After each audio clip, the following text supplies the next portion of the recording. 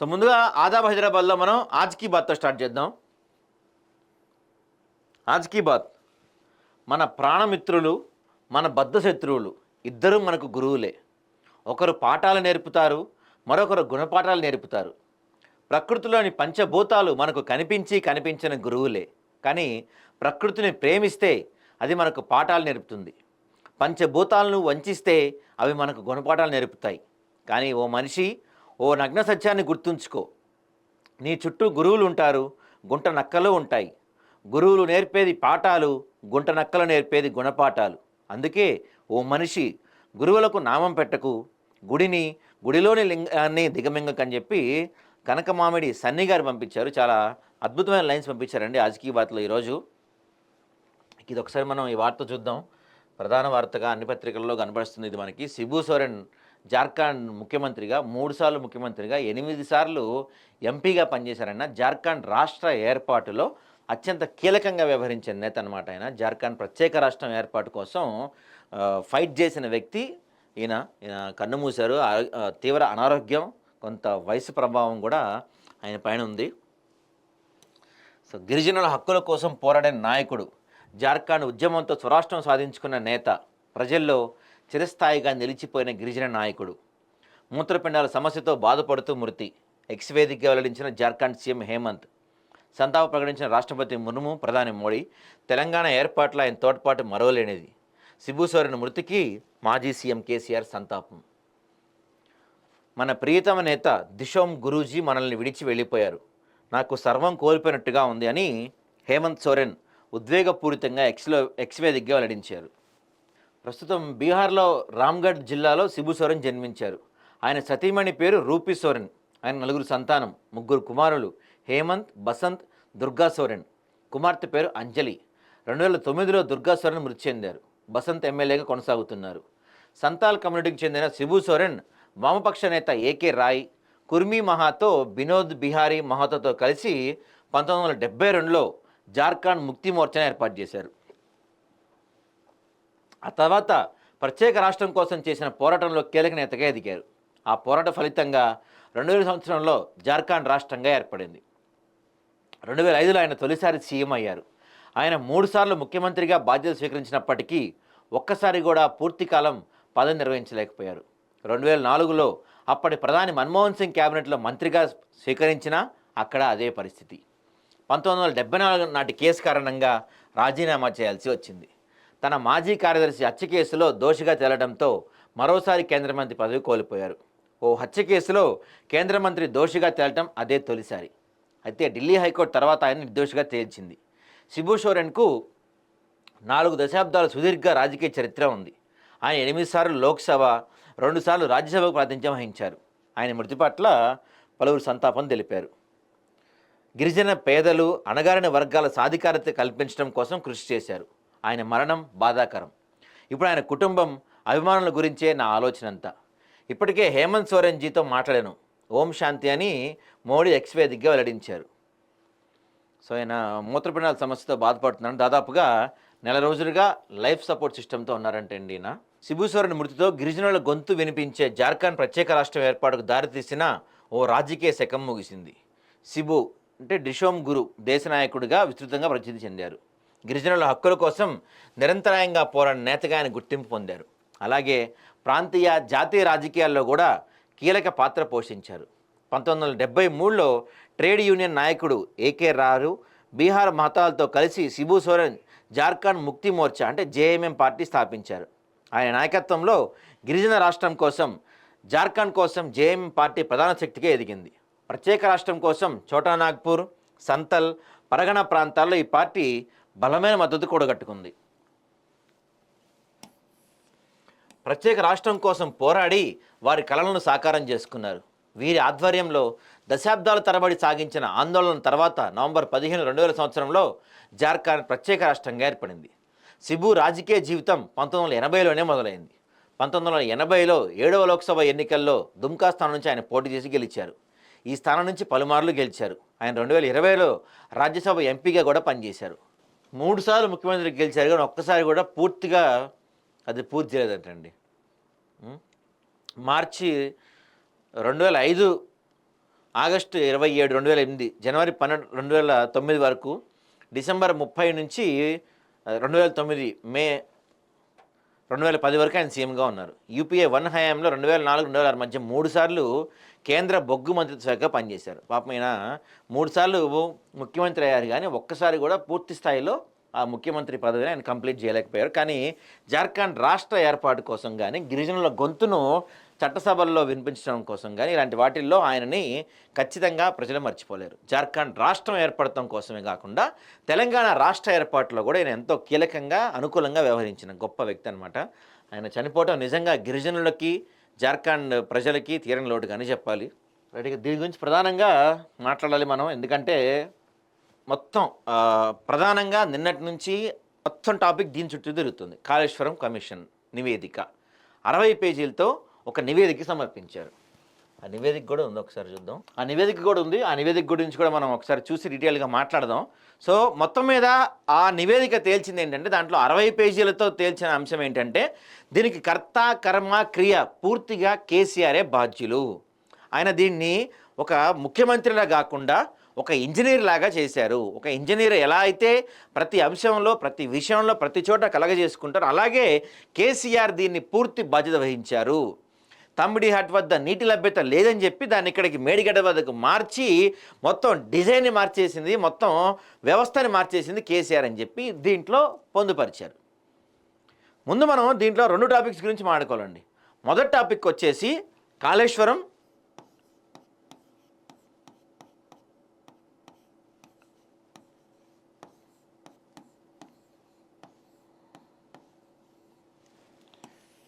కాళేశ్వరంలో 2 ప్రధాన అంశాలు. ఫస్ట్ ఈ ఘోష్ నివేదిక, అంటే అసలు కాళేశ్వరం ఏంటి, దాని కథ ఏంటి అందరికీ మనకు తెలిసిన విషయం కాబట్టి, ఇప్పుడు దీంట్లో జరుగుతుంది మెయిన్ ఏంటంటే, ఫస్ట్ పాయింట్ వచ్చేసి కేసీఆర్ చేసిన తప్పులు, ఇది మెయిన్. అయితే దీంట్లో ఇంకో మెయిన్ పాయింట్ ఏంటో తెలుసా, మనందరికీ తెలియని విషయం, ఎవరు మాట్లాడిన విషయం, మరొక మెయిన్ పాయింట్ ఏంటంటే, కేసీఆర్ చేసిన తప్పులతో పాటుగా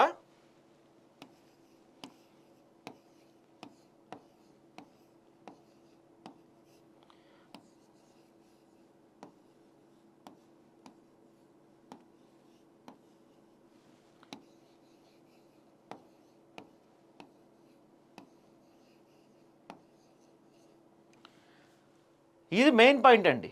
కేసీఆర్ చేసిన తప్పులు అందరికీ తెలిసిందే. ఏమేమి తప్పులు చేశాడు మనోడు కాక, ఏవేంటి, మొత్తం దీంట్లో ఎన్ని కోట్లు సైడ్ చేశారు, అసలు ఏం జరిగింది, ఈ మొత్తం కూడా అందరికీ తెలిసిన విషయమే. కేసీఆర్ చేసిన తప్పుల గురించి మాట్లాడుతున్నారు, కొంత సంతోషించదగ్గ విషయమే. కానీ కాంగ్రెస్ చాలా వాస్తవాలు దాస్తుంది ఈ విషయంలో. ఇప్పటి వరకు కూడా వీళ్ళు నిన్న 600 పేజీల గురించి మాట్లాడారు, దాంట్లో రకరకాల పేర్లు కానీ ఎందుకు గతంలో కాగిచ్చిన 256 పేజీల నివేదిక గురించి ఎక్కడా మాట్లాడతలేరు? మొదటి ప్రశ్న ఇది. ఎందుకు ఎక్కడ ఈ కాగ్ నివేదిక గురించి రేవంత్ రెడ్డి కానీ, మంత్రులు కానీ ఎవరూ ప్రస్తావించట్లేదు ఎందుకు? First point. Second main point అంటే వచ్చేసి, అందరూ దీన్ని Kaleshwaram commission, Kaleshwaram commission, Kaleshwaram commission అంటున్నారు, కానీ ఎలా అవుతుంది ఇది కాళేశ్వరం కమిషన్? ఇక్కడ జరుగుతుంది ఏంటి? కేవలం కాళేశ్వరం కమిషన్లో జరుగుతుంది కేవలం మేడిగడ్డ,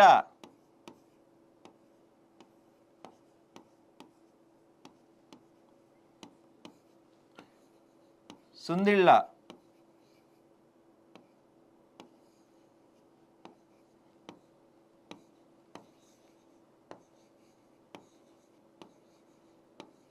అన్నారు. ఈ 3 ప్రాజెక్టులపైనే ఇప్పుడు చర్చ నడుస్తుంది, ఎంక్వైరీ నడుస్తుంది. కానీ అసలు మొత్తం ప్రాజెక్టులో ఈ మేడిగడ్డ, సుందిళ్ళ అన్నారం జస్ట్ 10% మాత్రమే.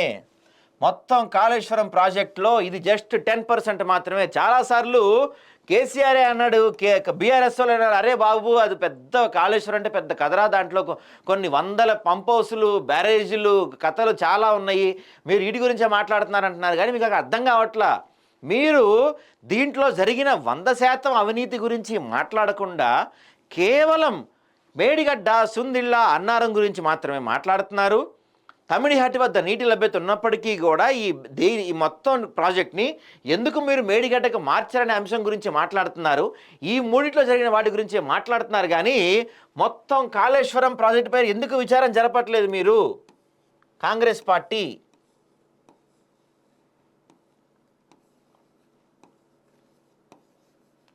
మొత్తం కాళేశ్వరం పైన ఎందుకు విచారం జరపట్ల మీరు?